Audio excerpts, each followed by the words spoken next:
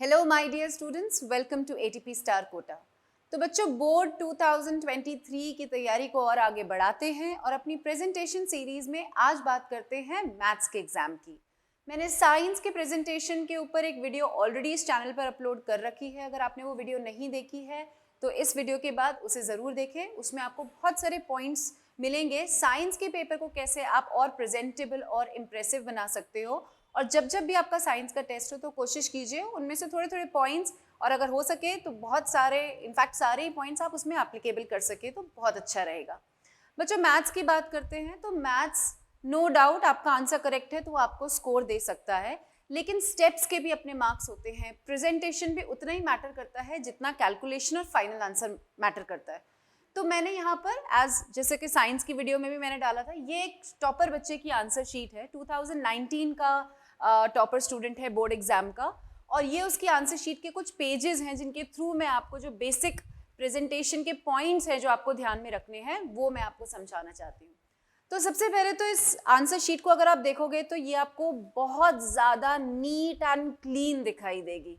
कहीं अगर स्ट्राइक भी करना होगा आगे आप देखोगे तो उसने बहुत प्यार से, बहुत ही नज़ाकत से स्ट्राइक कर रखा है कि बस एक लाइन आप ड्रॉ कर दो, उसमें समझ में आ जाएगा कि that particular thing has been striked out, right. तो बहुत ही neat and clean answer sheet है ये पूरी की पूरी। ये आपको सबसे ज़्यादा ध्यान में रखना है। अगर आप बहुत घुसा घुसा के आंसर्स लिखेंगे और बहुत ही क्लटर्ड आपकी आंसर शीट होगी तो वहीं से ही आपका इंप्रेशन डाउन हो जाएगा एग्जामिनर के मन में, राइट।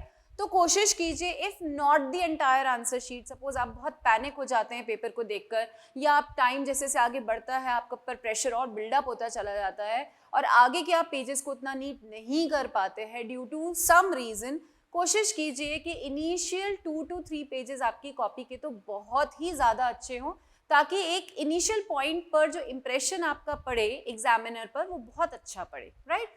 तो सबसे पहली बात जो आपको ध्यान में रखनी है आंसर शीट में वो ये है कि the answer sheet should be very neat and clean and well organised answers should be there. अगर कोई फिगर भी बना रखा है तो अच्छे स्पेस में आप फिगर बनाइए। ज़रा सा फिगर बनाने की कोई ज़रूरत नहीं है, आप अपना स्पेस पूरा ऑक्यूपाई कीजिए और फिगर को अच्छे से, उसमें जो भी डेटा आप मेंशन कर सकते हो, जो क्वेश्चन में डेटा आपको गिवन है वो डेटा आप उस क्वेश्चन में, उस फिगर में, उस इमेज में मेंशन करिए, राइट। तो सबसे पहला पॉइंट तो यही है कि हमें NEET and clean answer sheet present करनी है, राइट। अब देखिए, ये एक पर्टिकुलर पार्ट है आंसर का। इसमें अगर आप ध्यान दो तो उन्होंने पूरा फॉर्मूला मेंशन कर रखा है। सबसे पहले जो भी फॉर्मूला अप्लाई हो रहा है उस पर्टिकुलर क्वेश्चन में, that formula has been mentioned on the top, और उसके बाद फिर उसमें अगर जो भी वैल्यू सब्स्टिट्यूट करनी है वो सब्स्टिट्यूट करके पूरा स्टेप वाइज आंसर निकाला गया है। स्टेप्स के मार्क्स सेपरेट होते हैं हर एग्जामिनर के पास, चाहे वो साइंस का एग्जामिनर हो, चाहे वो मैथ्स का हो, हिंदी का हो, इंग्लिश का हो, उनके पास एक ब्लूप्रिंट आता है।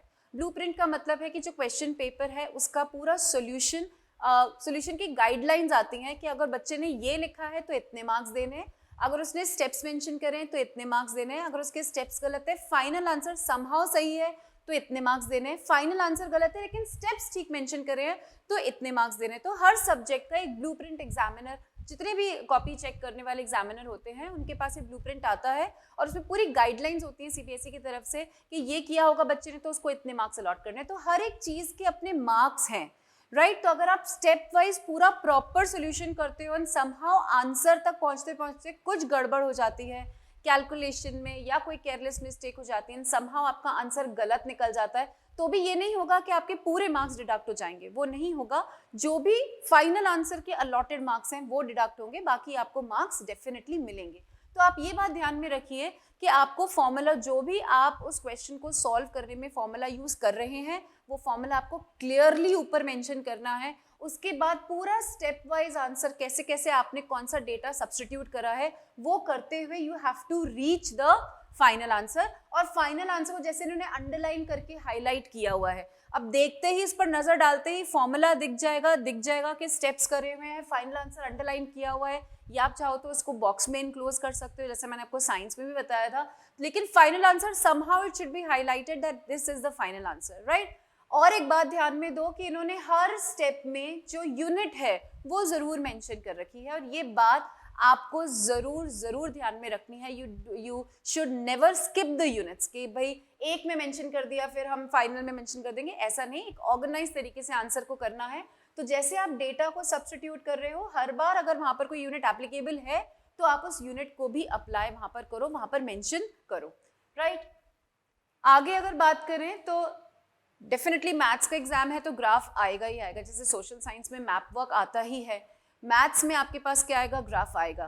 तो ग्राफ यूजुअली क्या होता है, हम उसको आंसर शीट के पीछे टाई कर देते हैं या कहीं बीच में रैंडमली टाई कर देते हैं. That is okay. जो भी ग्राफ का आंसर होगा वो ग्राफ पेपर पर ही मेंशन्ड होगा.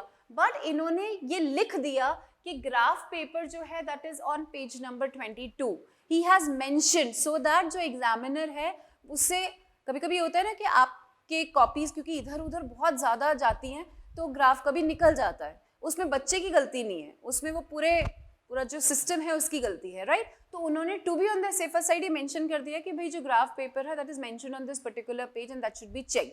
राइट. तो ये आप जरूर मेंशन करें to be on the safer side. अब इस क्वेश्चन नेक्स्ट वाले क्वेश्चन में अगर आप देखो तो उन्होंने क्लियरली मेंशन किया हुआ है कि क्या गिवन है.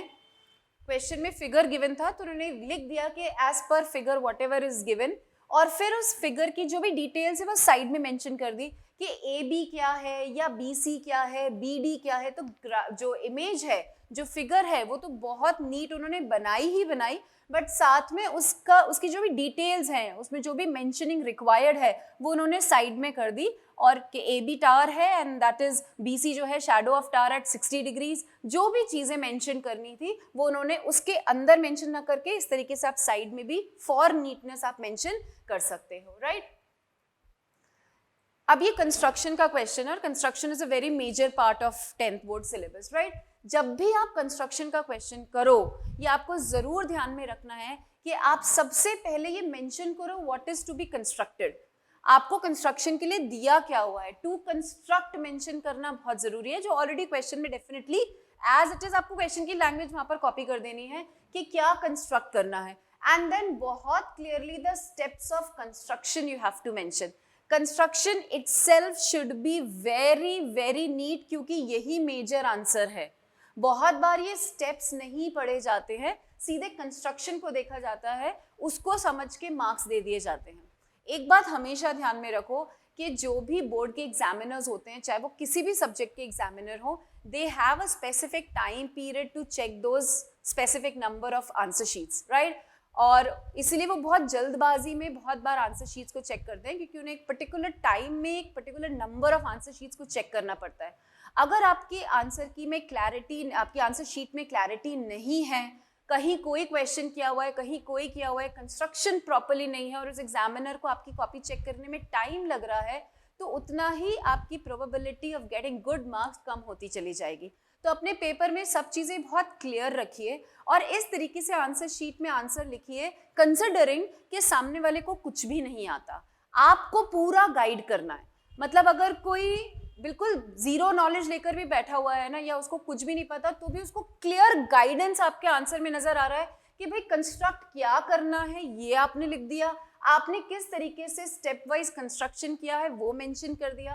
Construction itself is saying everything, किस तरीके से उसको ड्रॉ किया गया है, सारे उसमें जो पॉइंट्स है वो मेंशन्ड है, डायमेंशंस मेंशन्ड है, और लास्ट में जो कंस्ट्रक्शन का था पॉइंट कि आपको कंस्ट्रक्ट क्या करना है उसका कंक्लूजन लिख दिया. तो अगर हम इसको पढ़े तो इसमें लिखा गया है what you need to construct is a pair of tangents to a circle of radius 4 centimetre from a point at a distance 6 centimetre from the centre. तो ये क्वेश्चन में as it is language given थी, उस बच्चे ने यहाँ पर लिख दिया, बट जब इस लैंग्वेज को उन्होंने कंस्ट्रक्ट किया है तो वो कंस्ट्रक्शन, वो टेंजेंट कहाँ है, he has ultimately mentioned that at the last कि therefore PT and PQ are required tangents.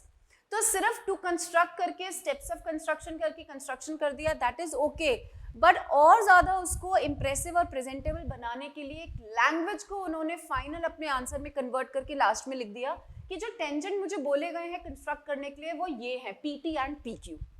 अब बहुत क्लियर मतलब बहुत ही क्रिस्टल क्लियर आंसर है, क्या कंस्ट्रक्ट करना था, कंस्ट्रक्शन दिख रहा है, फाइनल आंसर दिख रहा है, पीटी पीक्यू वो एग्जामिनर चेक कर लेगा कि हाँ सही कंस्ट्रक्ट किया है और मार्क्स मिल जाएंगे. राइट? तो आपको जितना हो सके इजी बनाना है एग्जामिनर के लिए चेकिंग के वर्क को, कि आपकी कॉपी बहुत इजी लगे उसको चेक करने के लिए, कोई स्ट्रेस ना हो चेकिंग में, राइट? फिर अगर आगे देखें तो ये प्रूव वाले ऐसे भी नो डाउट बहुत कॉमन क्वेश्चंस हैं। तो जैसे उन्होंने पहले वाले क्वेश्चन में टू कंस्ट्रक्ट लिखा हुआ था, यहाँ पर लिखा है टू प्रूव। प्रूव क्या करने को बोला गया है, और फिर उसको बहुत ही स्टेप वाइज एलएचएस से स्टार्ट करते हुए उन्होंने कहाँ तक रीच करवाया, उसको आरएचएस तक लेकर गए, राइट? एक बात ध्यान में रखो, मैंने हाईलाइट भी कर रखा है, देखो इक्वल्स टू एक के नीचे एक आ रहे हैं। How organised the answer sheet is, मतलब मन खुश हो जाएगा जो भी चेक करने बैठेगा ना इस आंसर शीट को, उसका मन अल्टीमेटली खुश हो जाएगा ये देख करके कितना ऑर्गेनाइज तरीके से आंसर को प्रेजेंट किया गया है। एक के नीचे एक इक्वल्स टू का साइन लगा रखा है, एलएचएस से शुरुआत करी है, आरएचएस पर उन्होंने एंड कर दिया है, और लास्ट में लिख दिया हेंस प्रूव्ड। ये भी बहुत इंपॉर्टेंट है। तो जितने भी प्रूव करने वाले क्वेश्चंस होते हैं उनमें आपको ये जरूर करना है कि आप स्टार्ट करो क्या प्रूव करना है, टू प्रूव से लेकर अल्टीमेटली आपको हेंस प्रूव, ये हेंस प्रूव गोल्डन वर्ड्स हैं, ये लिखने ही लिखने हैं। टू प्रूव से शुरू करके हेंस प्रूव तक जाना ही जाना है, टू कंस्ट्रक्ट से शुरू करके फाइनल कंस्ट्रक्शन तक पहुंचना ही पहुंचना है। एक स्टार्ट पॉइंट और एक एंड पॉइंट क्लियरली मेंशन जरूर होना चाहिए आपके आंसर में। अब देखो इन्होंने अगर कहीं कुछ स्टेप में इन्होंने कुछ यूज किया है, जैसे इन्होंने रीअरेंजिंग करी है इस पर्टिकुलर स्टेप में, तो वो उन्होंने साइड में ब्रैकेट में मेंशन कर दिया कि इस पर्टिकुलर स्टेप में मैंने थोड़ा बहुत क्या करा है, रीअरेंजमेंट करा है। मतलब दिमाग ही नहीं लगाना सामने वाले को कि अरे ये था फिर ये कैसे हो गया। नो, ये सवाल नहीं उठने चाहिए, क्लियर दिखना चाहिए, अच्छा ये था, इन्होंने रीअरेंज करके ये लिख दिया। फिर उसके बाद इन्होंने क्या किया है, कोसेक थीटा के लिए 1/sin थीटा ये फॉर्मूला लगाकर उसको कोसेक स्क्वायर थीटा को साइन स्क्वायर थीटा में कन्वर्ट कर दिया है। तो दिमाग ही नहीं लगाना एग्जामिनर को, बच्चे ने पूरी बात उसको बता रखी है, मैंने रीअरेंज करा है देख लो, मैंने इस तरीके से कोसेक को साइन में कन्वर्ट करा है देख लो, मैंने एलएचएस को प्रूव कर दिया आरएचएस देख लो, और बस दिखा दिया पूरा, अब मार्क्स दे दो। कहीं भी कोई स्कोप ही नहीं है कि मार्क्स कट हो जाए, right? Again this is a question, ये थोड़ा सा डिफरेंट है इसलिए मैं इसको डिस्कस कर रही हूँ कि अगेन ये प्रूव करने वाले क्वेश्चन है। तो उन्होंने स्टार्ट किया है टू प्रूव से, और आगे क्योंकि मैंने यही पेज लिया है, आगे जहां पर आंसर एंड हुआ वहां हेंस प्रूव्ड उन्होंने लिख रखा है। तो टू प्रूव मेंशन कर दिया, हेंस प्रूव मेंशन कर दिया, ये मैंने आपको ऑलरेडी बात बता दी। अब इसमें इस पर्टिकुलर क्वेश्चन में ये कंस्ट्रक्शन का क्वेश्चन नहीं था, ठीक है, बट इन्होंने क्योंकि इसको प्रूव करने में कंस्ट्रक्शन को यूज किया है, he has mentioned the construction here in very short, कि उन्होंने किस तरीके से इसको कंस्ट्रक्ट किया है वो चीज उन्होंने यहाँ पर मेंशन कर दी कि ये प्रूव करने के लिए हमें इस कंस्ट्रक्शन की रिक्वायरमेंट है। तो अगर आपका क्वेश्चन एग्जैक्टली कंस्ट्रक्शन का नहीं है, टू कंस्ट्रक्ट वाला नहीं है, प्रूव करने वाला है, लेकिन उसमें समवेयर कंस्ट्रक्शन इज नीडेड, तो आप वो 2 लाइन में 3 लाइन में कंस्ट्रक्शन बहुत शॉर्ट में मेंशन जरूर करो कि इसको प्रूव करने के लिए हमें ये चीज कंस्ट्रक्ट करनी पड़ेगी, तब हम आगे बढ़ पाएंगे, प्रूव कर पाएंगे। तो you should never skip this particular part कि जो भी रिक्वायरमेंट है आंसर की, जैसे पहले वाले में रीअरेंजिंग रिक्वायर्ड थी तो उन्होंने क्लियरली मेंशन कर दिया कि रीअरेंज किया है, फॉर्मूला इधर से उधर करने की रिक्वायरमेंट थी वो उन्होंने मेंशन कर दिया, इस पर्टिकुलर क्वेश्चन में कंस्ट्रक्शन की रिक्वायरमेंट थी तो उन्होंने कंस्ट्रक्शन को बहुत शॉर्ट में यहाँ पर मेंशन कर दिया कि किस तरीके से कंस्ट्रक्ट किया है, राइट?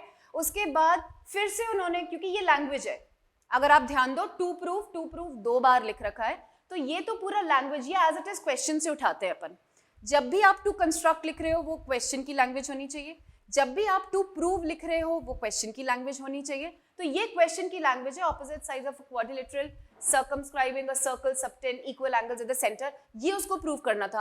अब उसने फिर से लिखा, ये कंस्ट्रक्ट करने के बाद उसने बता दिया कि भाई कौन कौन से एंगल्स कैसे कैसे उसको प्रूव करने हैं, कि आपको ये प्लस ये इक्वल्स टू 180 डिग्री प्रूव करना है या ये चीज प्रूव करनी है। तो ये तो पार्ट उठाया उन्होंने क्वेश्चन से एज इट इज लैंग्वेज का, और फिर इमेज से या अपने फिगर से क्या उनको प्रूव करना है वो again he has mentioned here कि we need to prove this particular thing, right? तो उन्होंने लैंग्वेज को क्या कर दिया, उसको इंटरप्रेट कर दिया इस तरीके से।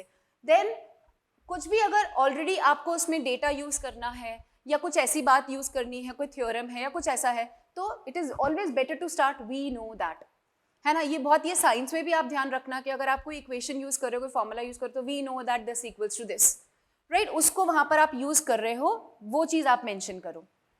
एक बहुत इंपॉर्टेंट चीज देखिए सिमिलरली मैंने यहाँ पर हाईलाइट किया हुआ है। अब आपको लग रहा होगा कि इसमें ऐसी क्या बात है कि मैम ने हाईलाइट किया है। हाईलाइट इसलिए किया है क्योंकि बहुत बार हम भी जब कॉपीज चेक करते हैं तो हम देखते हैं बच्चे बहुत शॉर्टकट्स यूज कर लेते हैं, है ना। बिकॉज का शॉर्टकट यूज कर लेते हैं, शुड बी का शॉर्टकट यूज कर लेते हैं, सिमिलरली का शॉर्टकट यूज कर लेते हैं। तो ये शॉर्टकट्स आपको अवॉइड करने हैं। बोर्ड एग्जाम में हर सब्जेक्ट में ध्यान में रखिए, चाहे साइंस हो, चाहे मैथ्स हो, चाहे कोई भी और सब्जेक्ट हो, शॉर्टकट्स बिल्कुल भी हमें यूज नहीं करने हैं।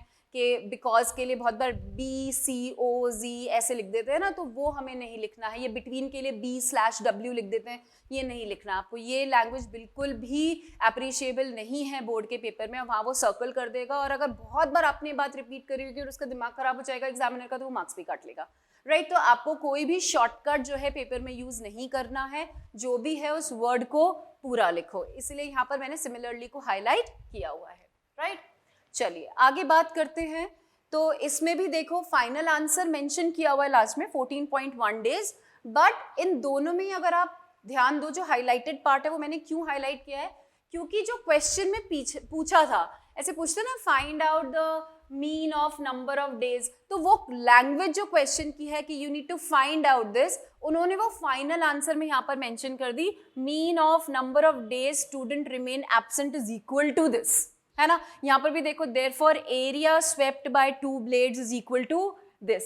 तो कभी कभी क्या होता है हम सिर्फ ये आंसर मेंशन कर देते हैं, बट मैथ्स में ध्यान रखिए कि जो आपसे क्वेश्चन में पूछा गया है, जिस लैंग्वेज में पूछा गया है, उसी लैंग्वेज में आपको फाइनल आंसर को क्या करना है, मेंशन करना है कि भाई ये पूछा था, मैंने जो भी ये काम किया है, अगर आप ये नहीं भी देखोगे तो भी मैंने अल्टीमेटली जो क्वेश्चन में पूछा है वो ये निकाला है, राइट। तो इट बिकम्स वेरी क्लियर। बहुत बार इतना टाइम ही नहीं देगा एग्जामिनर, ये सब वो फाइनल आंसर सबसे पहले ढूंढते हैं। जो भी एग्जामिनर होते हैं कॉपी में देखकर सबसे पहले फाइनल आंसर की तरफ देखते हैं कि फाइनल आंसर कैसे क्या लिख रखा है। अगर फाइनल आंसर बहुत अच्छे से लिखा हुआ है कि अच्छा हाँ ये पूछा था और ये आंसर करेक्ट है, और उन्होंने अपनी ब्लूप्रिंट को चेक किया कि हाँ यही आंसर गिवन है, तो डेफिनेटली ऊपर का पोर्शन तो उन्होंने सही किया ही होगा। कभी कभी देख लेते हैं स्टेप्स, कभी कभी वो ओवरलुक भी कर देते हैं, राइट। तो आप बहुत क्लियरली मेंशन कर दो in the language of the question कि ये पूछा था भाई, वो लैंग्वेज एज इट इज लिख दी और फिर अपना फाइनल आंसर वहां पर मेंशन कर दिया। अब ये है टू फाइंड, जैसे टू कंस्ट्रक्ट वाले क्वेश्चन है, टू प्रूव वाले क्वेश्चन है, वैसे ही टू फाइंड वाले भी क्वेश्चन है। तो टू फाइंड में उन्होंने लिखा हुआ है कि क्या बोला गया है मुझे फाइंड करने के लिए, राइट। उसके बाद प्रॉपर उन्होंने जो भी फॉर्मूला है, हर बार फॉर्मूला मेंशन किया हुआ है। Every time the formula is being used, maybe a formula or some kind of logic is being used or some kind of equation is being used, whatever is being used, वो हर बार उन्होंने mention किया हुआ है कि volume of water passed through pipe in half an hour is this, volume of water in the tank in half an hour is this, but ये तो ठीक है, ये ठीक है, लेकिन volume of water passed through pipe is equal to this. So whatever logic he has applied in the question or whatever is required in the question, वो उन्होंने वहां पर clearly mention कर रखा है. There is so much of clarity in the answer sheet, right? अब बात करते हैं ग्राफ की। वेरी वेरी इंपॉर्टेंट पोर्शन आपके मैथ्स का। ग्राफ आएगा ही आएगा, और ग्राफ में ऐसा नहीं है कि सिर्फ आपने ग्राफ सही ड्रॉ कर दिया तो आप एक्सपेक्ट करो कि मुझे पूरे नंबर मिल जाएंगे। मार्क्स कहीं कहीं और जगह भी कट सकते हैं। सबसे इंपॉर्टेंट है कि आप ग्राफ पर मेंशन करो जो स्केल आप यूज कर रहे हो उस पर्टिकुलर ग्राफ में, कि जो भी एक पर्टिकुलर जो यूनिट है वो किसके बराबर है, या एक पर्टिकुलर जो बॉक्स है वो किसके बराबर है। You need to mention the scale very very clearly, जैसे उन्होंने मेंशन कर रखा है। और देखिए ऊपर मेंशन कर रखा है, दिस इज वेरी इंपॉर्टेंट कि आप उसको प्लेस कहाँ करो। बहुत बार बच्चे ना यहाँ नीचे मेंशन कर देते हैं छोटा सा लिखा हुआ, राइट। वो ना करके बिल्कुल कि बस ग्राफ को देखते ही स्केल पर नजर पड़ जाए कि क्या स्केल यूज किया है, कि भाई एक्स एक्सिस पर एक जो बिग यूनिट है that is equals to 10, similarly Y axis पर एक यूनिट किसके बराबर है, 10 के बराबर है, तो उन्होंने स्केल वहां पर मेंशन कर दिया। ओरिजिन मेंशन करना है, एक्सिस मेंशन करना है, ये वाई एक्सिस है, ये एक्स एक्सिस है, ये जरूर मेंशन करना है। और वाई एक्सिस और एक्स पर आपने लिया क्या, what parameter have you taken, जैसे उन्होंने क्लास इंटरवल यहाँ लिया है और यहाँ पर उन्होंने फ्रीक्वेंसी लिया है, तो वो जरूर मेंशन करना है। तो एक्स और वाई लिखना है properly, this is the X axis, this is the Y axis, this is the origin, right. और x और y पर आपने क्या पैरामीटर लिया है वो आपको मेंशन करना है। फिर इस पूरे ग्राफ में जो पूछा गया था वो मीडियन पूछा गया था, तो ग्राफ उन्होंने प्लॉट कर दिया व्हाटएवर इट वाज, और यहाँ पर ये जो आंसर है राइट आंसर दिख रहा है कि ये इन्होंने मीडियन मार्क करा है, कहाँ मार्क करा है भाई 60 के इधर मार्क करा हुआ है, ये दिख रहा है, but still he has mentioned the final answer. m जो इन्होंने यहाँ पर रिप्रेजेंट किया है वो लिखा हुआ है कि median at y is equal to 50 somewhat, जो भी आंसर है वो यहाँ पर उन्होंने मेंशन किया हुआ है क्लियरली कि भाई अगर ग्राफ से सपोज समझ नहीं आ रहा तो उन्होंने साइड में आंसर मेंशन कर दिया है कि ये आंसर है। तो पूरी पूरी क्लैरिटी आपको रखना अपने हर एक आंसर में बहुत ज़रूरी है कि कोई भी मेहनत नहीं करनी पड़े, कि ढूंढना नहीं पड़े कि अच्छा आंसर कहाँ है, ग्राफ रीड ना करना पड़े, अच्छा ग्राफ में ढूंढो भाई आंसर कहाँ है, ऐसा नहीं होना चाहिए। Clear cut crystal clear answers दिखने चाहिए, राइट? तो वो आपको बहुत अच्छे से ध्यान में रखना है। तो एक बार समराइज कर लेते हैं सारे पॉइंट्स को कि आपको क्या क्या पॉइंट ध्यान में रखने हैं। तो सबसे इंपॉर्टेंट नीटनेस का आपको ध्यान रखना है कि मन एकदम खुश हो जाए कि आहा क्या कॉपी आई है हाथ में, राइट? वो वाली फीलिंग आ जाए और फिर एक खुश मन से डेफिनेटली अगर एग्जामिनर आपकी आंसर शीट को चेक करेगा तो मार्क्स तो अच्छे आने ही हैं। कोई छोटी मोटी गलती भी होती है ना तो भी वो माफ कर देते हैं, है ना, ओवरलुक कर देते हैं कि बाकी तो बहुत मेहनत करी बच्चे ने आंसर लिखने में। तो नीटनेस का जरूर ध्यान रखना है, NEET and clean answer sheet होनी चाहिए। मैं फिर से मेंशन कर देती हूँ कि if not the entire answer sheet, वैसे तो कोशिश कीजिए पूरा ही अच्छा हो, बट अगर पूरा नहीं कर पाते हैं समहाउ तो स्टार्टिंग में 2-3 पेजेस 4 पेजेस तो आपको बहुत सुंदर, बहुत ही इंप्रेसिव, बहुत ही वेल प्रेजेंटेड अपने आंसर शीट में रखने हैं। फिर स्टेप वाइज आपको आंसर देना है। जैसा मैंने आपको कहा स्टेप के मार्क्स होते हैं, वो हमें बिल्कुल एक भी स्टेप, चाहे आप उसको रिपीट कर रहे हो, सिर्फ एक छोटा सा डेटा डालकर आप उसको रिपीट कर रहे हो, पर वो भी आपको लिखना है। कुछ भी फॉर ग्रांटेड नहीं लेना, अरे ये मैंने लिख दिया क्या बार बार लिखूं, नहीं, रिक्वायर्ड है लिखो। उसमें अगर आपने कोई डेटा सब्स्टिट्यूट किया है, उसको रिपीट करने की जरूरत है तो उसको दोबारा से रिपीट करो, ठीक है? तो स्टेप वाइज आंसर्स लिखने हैं। हर बार जब भी आप फॉर्मूला यूज कर रहे हो आपको फॉर्मूला वहां मेंशन करना है। अगर कोई थ्योरम यूज हो रही है वहां पर थ्योरम मेंशन करनी है। Every time it is required, right? No shortcuts, no shortcuts, absolutely no shortcuts. As I said, graph में पूरी क्लैरिटी रखनी है। ग्राफ एक तो क्या है, ग्राफ कभी कभी हम क्या है गलती कर देते हैं और फिर उसको इरेज करते हैं तो उसका जो ग्राफ है वो बहुत लाइट हो जाता है, उसके बॉक्सेस लाइट हो जाते हैं, it looks very dirty, right? वो चीज़ मत करना आप। इनफैक्ट आप साइंस में भी ध्यान में रखना, आप मैथ्स में भी जहाँ पर आपको कंस्ट्रक्शन करना है या जहाँ इमेजेस आपको बनानी है, फिगर्स बनाने हैं, वहाँ ध्यान रखिएगा कि बहुत हल्के हाथ से पहले आप, जैसे साइंस में कोई डायग्राम है या मैथ्स में कोई आपको फिगर बनाना है तो थोड़ा हल्के हाथ से बनाओ और फिर उसको थोड़ा सा आप क्या कर दो, डार्क कर दो। क्योंकि हल्का अगर आपने हाथ वहाँ पर लगा रखा है, लाइट इंप्रेशन है पेंसिल का, तो उसको आप इरेज करोगे तो कोई दिक्कत नहीं होगी। लेकिन अगर बहुत डार्क आपने उसको पहले ही बना दिया और फिर आपको कुछ इरेज करना पड़े तो वहाँ पर क्या हो जाएगी, दिक्कत हो सकती है और वो आपका पेपर डर्टी लग सकता है, ठीक है? तो ग्राफ में ध्यान रखना है, स्केल मेंशन करने हैं, एक्सिस मेंशन करने हैं, एक्सिस पर क्या पैरामीटर है वो मेंशन करना है। Everything should be clear. Final answer हर बार जब आप फाइनल आंसर निकाल रहे हो तो उसको या तो आप बॉक्स में इनक्लोज कर दो या उसको अंडरलाइन कर दो, but that should be separately highlighted. और जहां जहां आप statement as it is question से मेंशन कर सकते हो वो स्टेटमेंट लिखकर फिर आपको जो भी आपकी वैल्यू है आंसर की वो मेंशन करनी है, ठीक है? To prove, hence prove, to find, whatever is the answer, ultimately to construct, the steps of construction, ये सब चीजें, ये गोल्डन वर्ड्स हैं बेटा, मैं पहले भी बोल चुकी हूँ। All these are golden words जो आपके आंसर शीट को और ज्यादा प्रेजेंटेबल बनाते हैं। एकदम से स्टार्ट नहीं कर देना कि बस कंस्ट्रक्शन, हमें तो कंस्ट्रक्ट करने के लिए बोला हम तो कंस्ट्रक्ट कर देंगे, नहीं, आप प्रॉपर उसको प्रॉपर तरीके से वहां पर लिखो कि क्या कंस्ट्रक्ट करना है, अल्टीमेटली कहाँ तक आप उसको पहुंचा रहे हो, राइट? तो ये सारी चीजें। दूसरी बात आपको जो ध्यान में रखनी है वो ये करनी है कि कोशिश कीजिए सीक्वेंशियल, ये मैंने साइंस की वीडियो में भी आपको बताया कि सीक्वेंस में आप आंसर लिखो। ऐसे नहीं कि 1 यहाँ लिख दिया और फिर 2 पता नहीं कहाँ जा रहा है, फिर 3 लिख दिया और फिर 3 के बाद 6 आ रहा है, तो उसमें ना बहुत बार स्किप हो जाता है आंसर चेक करने के लिए। तो ये इन जनरल आपको हर एग्जाम में ध्यान रखना है कि आप सीक्वेंस से ही आंसर शीट में अपने आंसर्स मेंशन करो। मैथ्स में रफ वर्क का एक बहुत इंपॉर्टेंट पार्ट है। रफ वर्क आप लास्ट जो पेज है आपकी आंसर शीट का, वहां पर ऊपर बड़ा बड़ा लिख दीजिए रफ वर्क, उस पर पहले ही ब्लैंक पेज पर ये क्रॉस लगा दीजिए, क्योंकि बहुत बार हम लास्ट में क्रॉस लगाना भूल जाते हैं।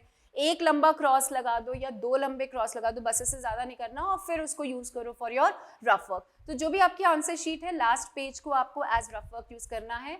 अगर आपको लग रहा है कि यार बार बार मुझे पीछे कॉपी पेज टर्न करके मेरा टाइम वेस्ट हो रहा है, तो आप जो भी आपकी पर्टिकुलर पेज पर आपको रफ वर्क करना है, तो आप राइट हैंड साइड पर क्या करो, एक मार्जिन ड्रॉ कर दो और वहां पर आप रफ वर्क करो। लेकिन रफ वर्क बोला जाता है, रफ वर्क बोला इसलिए जाता है कि उसको चेक नहीं करना, उसके मार्क्स नहीं है, but rough work it should not be absolutely rough. मतलब वो ऐसे भी नहीं होना चाहिए कि आपने बहुत ही उसको रफ कर रखा है, मार्जिन ड्रॉ करके रफ वर्क करो आप, बट उसमें भी नीटनेस का आपको ध्यान रखना जरूरी है, राइट। तो ये छोटी छोटी कुछ बातें हैं, आपको मैं इसलिए बता रही हूँ क्योंकि अब आपकी जो भी टेस्ट हो, कोशिश कीजिए उसमें इन सारे पॉइंट्स को क्या कर पाओ, आप यूज कर पाओ। थोड़ा थोड़ा करके अगर यूज कर सको ओके, बट अगर आप सारे पॉइंट्स को हर टेस्ट में ध्यान रखोगे तो over the period of time with every test you will only realise कि आपकी प्रेजेंटेशन बहुत बहुत बहुत इंप्रूव होती जा रही है। और जैसे से आप प्रेजेंटेशन इंप्रूव करेंगे, बोर्ड एग्जाम में परफॉर्मेंस, बोर्ड एग्जाम में अच्छा स्कोर करने की पॉसिबिलिटी भी बढ़ती चली जाएगी, राइट। जिस तरीके से मैथ्स और साइंस का मैंने आपको वीडियो दिया है, ऐसे ही बहुत जल्दी मैं सोशल साइंस, हिंदी और इंग्लिश इनकी प्रेजेंटेशन सीरीज के साथ भी आऊंगी। और कमेंट सेक्शन में ज़रूर लिखिए कि आप और किस टाइप की वीडियो बोर्ड से रिलेटेड या किसी भी और चीज़ से रिलेटेड आप देखना चाहते हैं। Good luck, thank you.